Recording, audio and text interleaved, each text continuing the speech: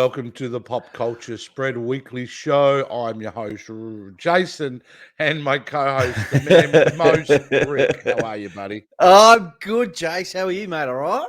Yeah, no, mate, doing all right. If we were going to talk a little bit behind the scenes here, I'm actually just really woken up, so I'm still a bit foggy, but here I am, mate. I will soldiering on. Cross heaven and earth to make sure we do this show. So here we go, mate. If I go a bit blank today, you'll know it's more than just senility. Is that a word? See, I can't even say it. It's more than old age. It's just me not being awake. Mate, let's kick into this show because there's a little bit to talk about this week. And, of course, I'm going to talk about what have we been watching. Here I come. Oh, here I come. Oh. All right, mate. So, what have we been watching this week, Rick? What have you been watching? Right. Week? So, not really much we're looking at the moment, but I actually got into a show which is on Binge, which I believe is HBO Max over in America.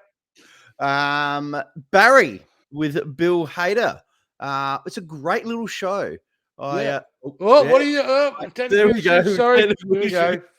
Yeah. So, this is a great little show, which I didn't know nothing about. I was just kind of like flicking through and kind of just popped up and just started watching it.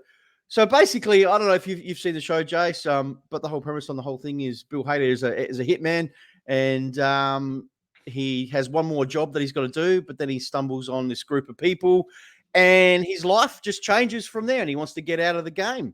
So become an actor. Become an actor. Yeah, to become an actor. The thing I like about this show is Bill's range. Like, he's really good at his comedic side, but then there's some really dark and serious sides to this show as well, and he flips and does that. So I absolutely recommend this show. Yeah, look, I agree with you. I adore this show, and some of the other performers. Henry Winkler, incredible job. And the albino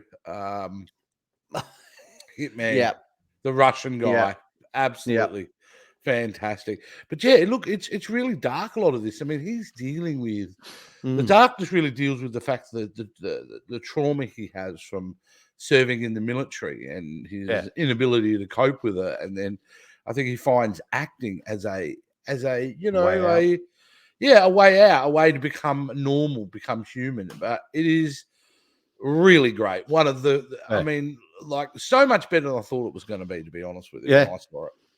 Yeah. Season 3 comes out in April, in a couple of weeks. So it's a good time for you to catch up and get onto that show, because I recommend it to everybody. I think it's absolutely fantastic. Yeah. So an excellent choice there. You certainly didn't waste your time by watching Barry this week, mate. No. What have you been watching, James? Well, mate, I've been watching last night. We decided to watch a Netflix film, which always has me a little bit concerned, but I decided, hey, looks funny, looks harmless enough, and that's Judd Apatow's The Bubble. So The Bubble, just dropped out Netflix, as you can see there, with the cast of Karen Gillan, Pedro Pascal, David Duchovny, Leslie Mann, Key from Key and Peele, and I think that's Judd Apatow's daughter in it as well. There on the right, if you can see that. Yes. Iris Apatow, I think her name is. And I can't remember the other guy. But anyway, Rick, so we sat down to watch it last night, and I've got to say, there were some times that I kind of giggled and laughed. There was a couple of little bits in there that I thought were pretty good. But overall, this movie was dog shit. It was awful. Me and my wife liked it more than I did, but I thought it was Judd Apatow's worst movie that he has ever made. It just felt really miscast, and the comedy was there, but it just kind of didn't work for me, it was just a really weird kind of behind the scenes telling of how they make a movie in the middle of a pandemic, and which you would think would be right up my alley, because I love those kind of movies that look behind the scenes in Hollywood. But this one just was, I don't know, just odd. I mean, Karen Gillan, obviously, Nebula, I've always got a soft spot for her, but she just felt completely miscast. David Duchovny looked like he was just completely tired the whole way through. Yeah, and I don't know. It just seemed, I don't know what kind of tone they were going for in this comedy, because is it a wacky, off the wall comedy? Is it I don't know what the hell this movie was, but I again will say that Netflix movies generally are horrible. Generally are horrible. The only two that I've really enjoyed so far, Netflix films that they've made, is Extraction and The Adam Project. Besides that, every other Netflix film I see is garbage, and this certainly fits into that. What did you think of it? I actually watched it myself last night as well. Yeah, guys. yeah. You just said before the show started. Yeah, you know what drew me in is Judd Apatow. I saw it as the director. I thought, I love a good comedy. No worries, So I watched the trailer. I thought, yeah, I get the concept and all that. But mate, I didn't laugh. Not once. No, in this whole movie at all. I giggled. That was it. It wasn't an hysteric laugh, and nothing seemed to be in place in this movie. It just seemed to be scattered here and there. There was like these ridiculous scenes, like she's doing a TikTok scene. I did like that. Was my favorite bit of the whole movie. That TikTok scene. I hated it. Just absolutely hated it. It was, and it was 2 hours. Was a long movie. I don't understand why this movie. Judd Apatow is known for making long comedies. His comedy's always coming at 2 hours, and I think it's too long for comedy films. Comedy films should be 90 minutes in and out. Like he was the king of the 2000s when it came to comedy movies. Judd Apatow, but certainly complete and utter misfire. So, not a film I would recommend. Not good. No, I don't recommend it at all. Don't waste your time, guys. No. All right, let's move on to some Marvel and DC. I'm vengeance. I am Groot. All right, there's not a hell of a lot to talk about in the Marvel DC news. Before we get into our stories, though, yes, like everyone, we're still waiting on the Thor Love and Thunder trailer. It's probably the biggest news that there is no news about. This is the fact that it's the first time, I believe, in history that we've had such a short time from the movie coming out, the fact we haven't seen the trailer yet. But we'll keep you updated on that as we kind of come along. What I did want to talk about today, though, was going back a little bit. As we know, we've got Doctor Strange 2 coming out very soon. Yeah, but yes, I'm going to be talking about Sam Raimi again. Now, it was funny, this story popped out that, because of Spider-Man No Way From Home, there has been talk about whether Andrew Garfield and Tobey Maguire would ever want to return to the franchise, And, Andrew Garfield said never say never. I think he's far more open to it. But Tobey really hasn't said much. But the rumors are that he would be interested. Well, Sam Raimi's coming out and saying, yeah, look, that sounds beautiful. I would, I'm kind of keen to do that. And he was actually quoted here as saying, and he was basically said, look, I've come to realize after making Doctor Strange that anything is possible, really anything in the Marvel universe, any team-ups. And he said, I love Tobey. I love Kirsten Dunst. I think all things are possible. I don't really have a story or a plan. I don't know if Marvel would be interested in doing that now. I don't know what their thoughts are about that. I haven't really pursued that. But it sounds beautiful. Even if it wasn't the Spider-Man movie, I'd love to work with Tobey again in a different role. So, that was really nice to read, I thought. I thought that was a good news story, the fact that, they have such a good relationship. And he would be open to an idea if the right idea came up. And how would you feel about that? Do you think, mate, if they turned around and said, well, we're making Spider-Man 4, and this is different than this is the alternate universe Spider-Man, and that, would you be eager to see that? I would be keen. Look, it was awesome to see Tobey and all them, obviously, on the big screen in that last Spidey movie, which was good. Obviously, Tobey is getting on in age and so forth. Yeah. So, if Sam would be the one to do it, if anyone could do it. But I just have that worry that how would they actually put him in a Spider-Man? Well, I tell you what. And how they would do I think you play straight into that, Rick. I think what they kind of said in Spider-Man No Way Home was like, oh, it all kind of works out. You know, he was talking about his own situation. So, could I see Spider-Man, a middle-aged Spider-Man who's married, got kids potentially, how that version of Spider, because that story's never been told.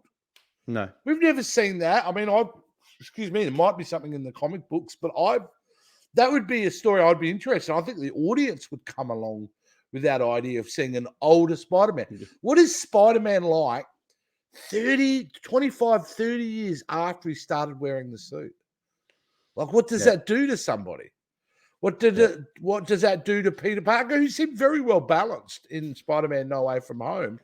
But what does he have to learn about himself? And then what challenges could we have that would threaten his family or something like that? I highly doubt it will happen, Rick, but it's just fun to dream that maybe they would do it, you know? Maybe they do it straight to Disney Plus. You know, Sony makes a deal with Disney Plus and they do it straight there. But yeah, I don't know. I'm kind of interested in that one, Rick. Yeah, we'll see. Who knows? Yeah, we'll see. Moving on to the next. We only got a couple of stories here today, but the next one is another feel-good story.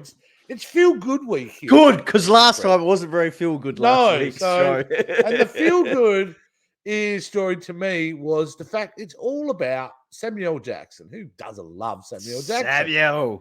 And Samuel Jackson reveals why he has to keep playing Nick Fury. And it's for a very sweet reason. The reason he's come out and said why he wants to do this is because, I love Nick Fury. Of course, come on. He's a guy who has no superpowers, who's in charge of people who have superpowers, and they let him be. There's something special about him. He's a leader of men that are very different in another kind of way. And it goes on to say it's very satisfying to be part of a world that I admired for so long when I was a kid. He goes, he still buys comic books today. I go to comic book stores, I still read them. But to be able to be that character in that same, when I was doing, to be able to be that character in that, it's the same when he was doing Afro Samurai, if you ever remember saying that, Rick. And any of those comic book characters, it means something to be part of a cultural canon that people never revere and they respect in another way. So that's really great. So that basically says as long as Samuel Jackson can keep doing this character, he's going to keep doing this character. And isn't that wonderful to see? It's really great because you know what it's like, Rick. A lot of these actors, they get pretentious. Oh, well, I've done 3 movies. I've done it. I'm out. Yeah. I'm not interested. I'm too good for this now. And here you have one of the world's best actors going, nah, man, I love this shit. And I'm going to keep doing this until they drag me away from it. So good on him. Yeah. Well, I mean, look, he's cast perfect for it, dude. Like he is the best. And I think his initial contract, I think, was the first in Hollywood ever. And that was a 9-film contract, which he's surpassed now.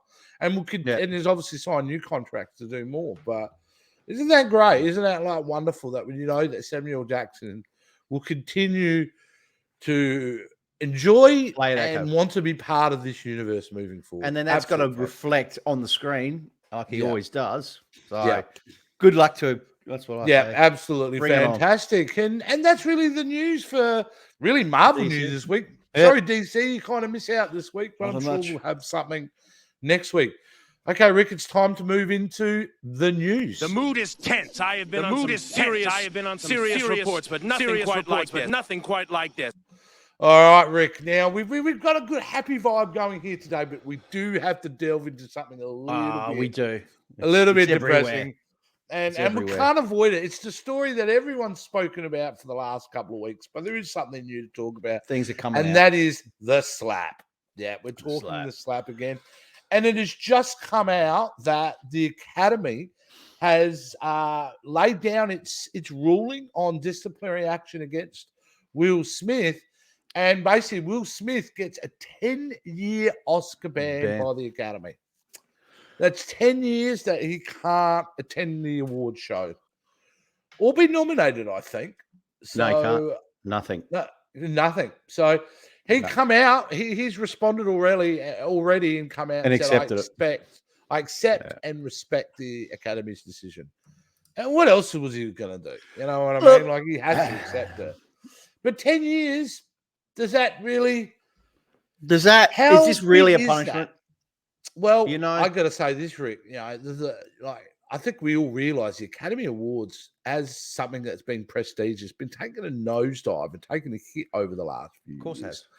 It doesn't have the gravitas that it once had, especially in my mind.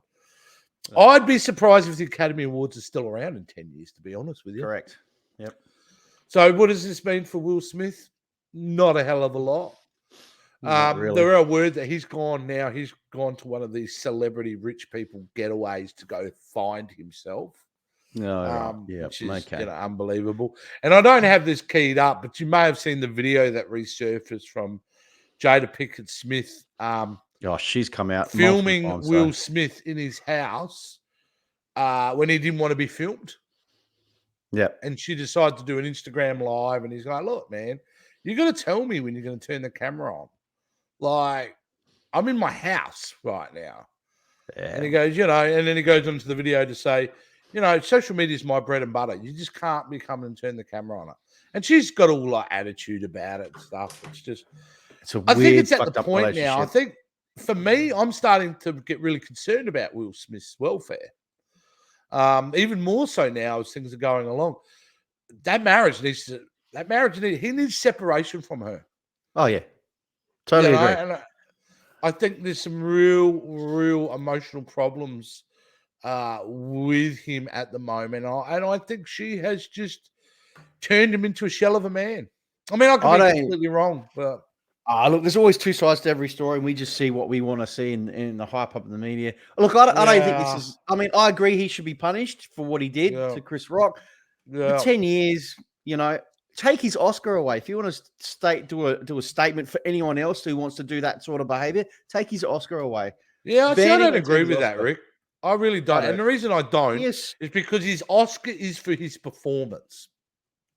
Yeah. So that didn't change. He did the work. The work turned out great. So I don't know about taking away his Oscar. I would have probably made a lifetime ban. But you've got to remember, there'll be other entities that will react to this, like SAG, the Screen Actors Guild. Yeah. One of their members was attacked at a public event, which was Chris Rock.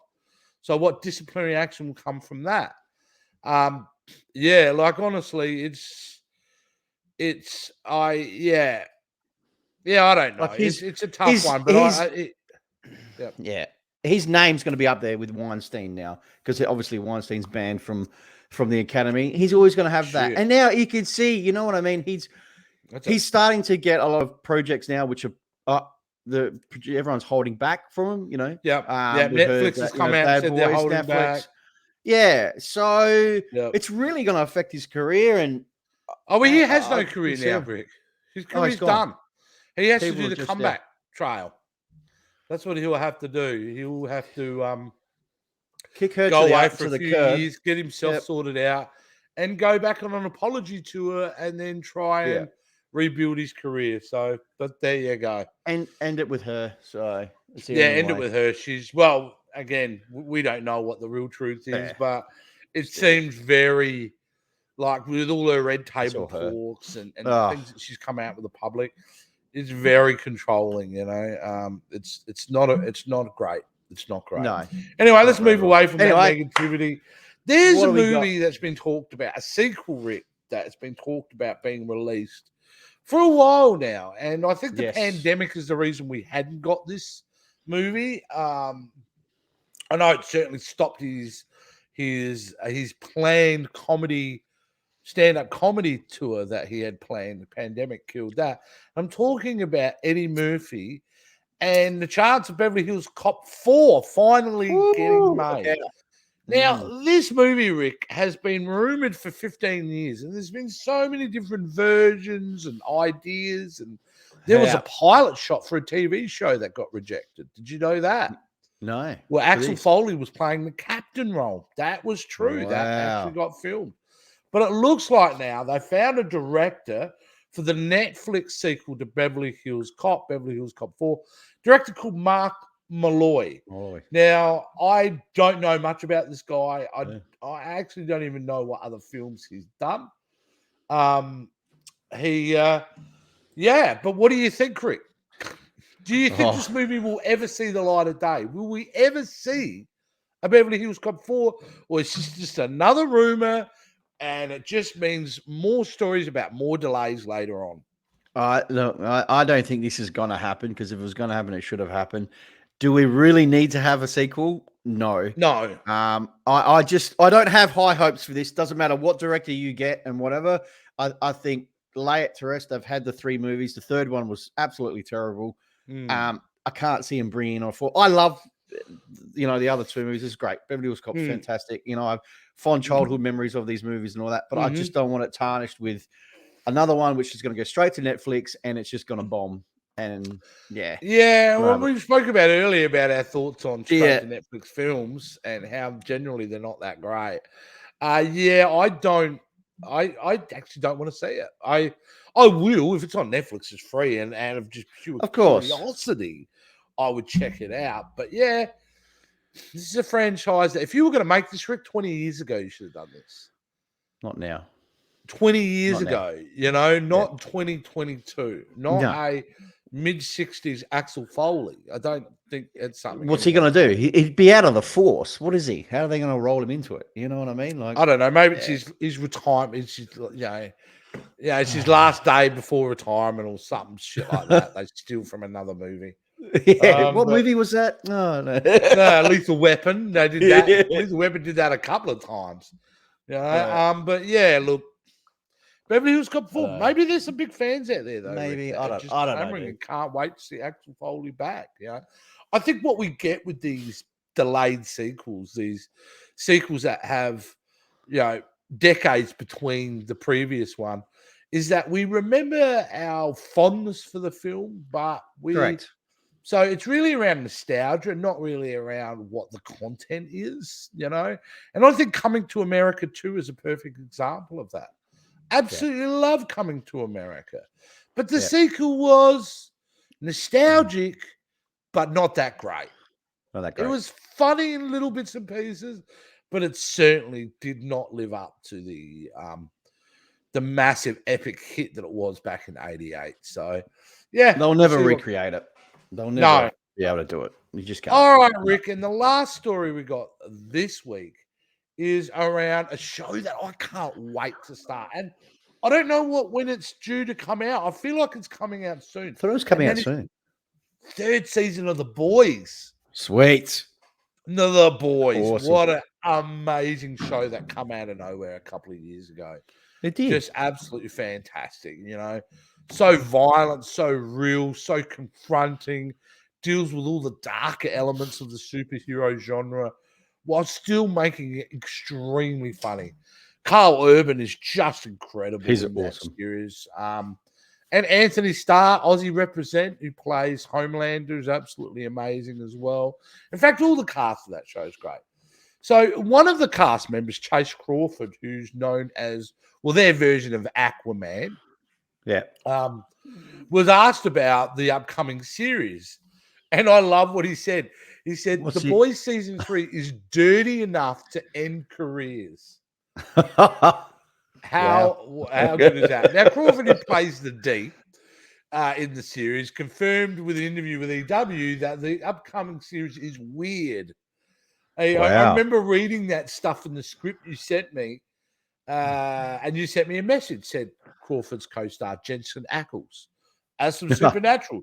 Joins The Boys. Great casting. He's playing Soldier Boy, which is literally a Captain America ripoff in season 3. And he goes, and I'll have to go find it, but I think it's something like this. I don't know how I'm going to be able to work after this, Crawford responded. I think I did send that. So they are going into a really dark, twisted kind of thing. And I can't wait. I'm so excited. I mean, with all the amazing content that's out right now, Rick, you know what I mean? And there is some really great content out now and coming out. This is up there for me, dude. This is really up there high of expectation because the first 2 seasons were so good. I mean, so good, Rick. Yeah. You can't go wrong with this show. Does it say when? Like, it just seems like we've been hearing about season 3 for quite some time now. Yeah. Is there? I'm just was... having a look now. The Long Way began filming in late January 2021 in Toronto.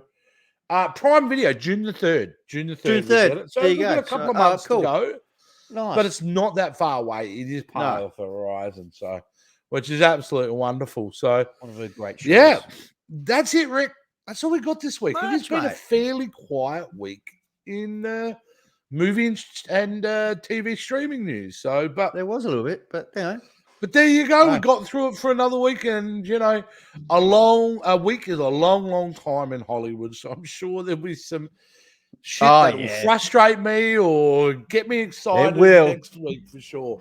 But in the meantime, one of the things we love about doing what we do, Rick, especially in our channel, is that we love communication. We love hearing from the audience and being able to, you know, communicate with them and get a pulse of what their opinions are and all that. So, Rick, how does everybody communicate with us?